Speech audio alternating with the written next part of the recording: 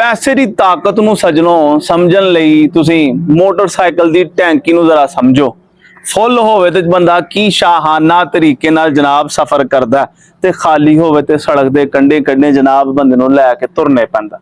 मैनूं नहीं पता जनाब कि जिंदगी गुजारन वास्ते पैसे की लोड़ हुंदी है कि नहीं, लेकिन इज्जत नाल मरन वास्ते जनाब पैसे की बहुत लोड़ है।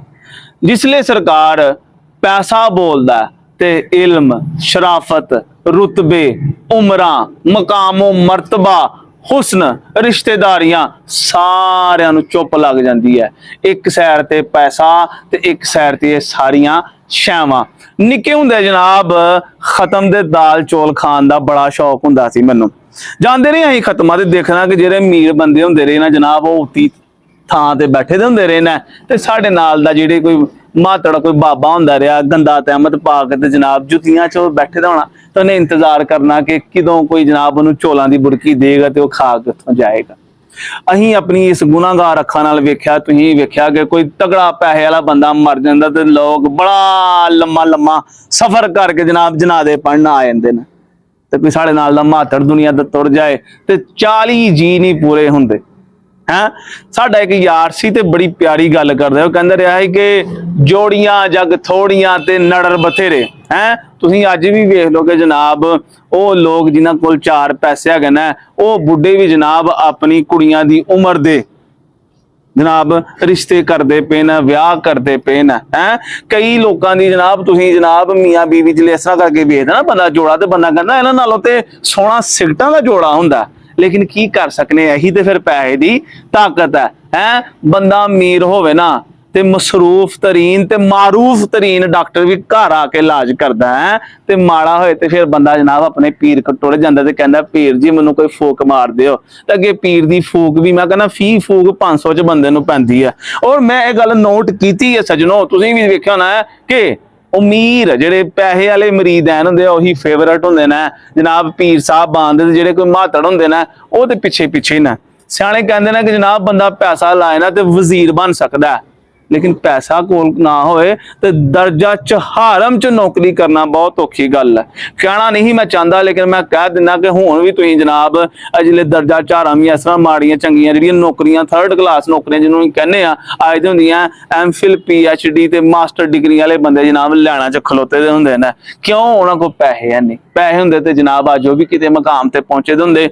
मैं तुहानूं सज्जनों एक गल सुनाना, मैं निक्के हुंदे पढ़ी सी गल बंदा ही एक बड़ा ही माड़ा दे हो गया वो अमीर, पैसे उहदे को बड़े 4 आ गए हैं।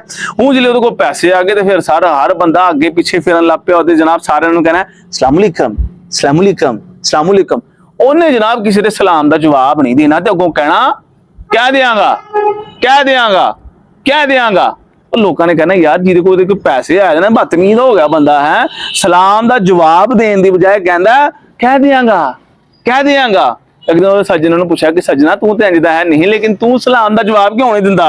उन्हें कहा सज्जन मेरी गल सुन, मैं इन्हां च अपनी जिंदगी का बड़ा हिस्सा गुजारिया इन्हां नाल रहा, अज तक इन्होंने कभी मेरे नाल सलाम नहीं लई। हुण 4 पैसे आ गए ना तो हुण सलामा लैंदे ने ते मैनूं पता मेरे नाल नहीं लैंदे, मेरी दौलत नाल लैंदे। तो मैं भी कहना कि जी मेरी दौलत घर रखी दी है, मैं जनाब बैड ते रखी दी है तो मैं जाके उन्होंने कह दें कि फलाना जनाब सलाम कहता, फलाना सलाम कहता, फलाना सलाम कहता।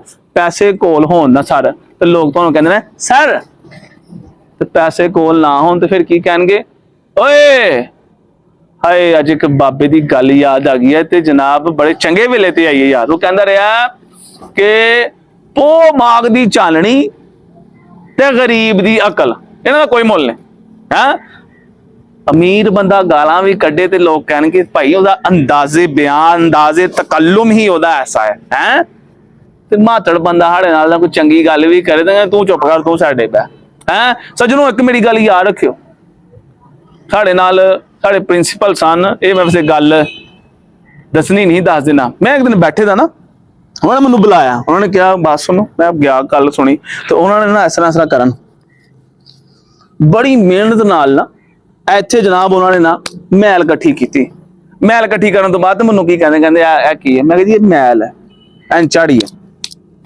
उन्होंने कहते पैसा हद दी मैल।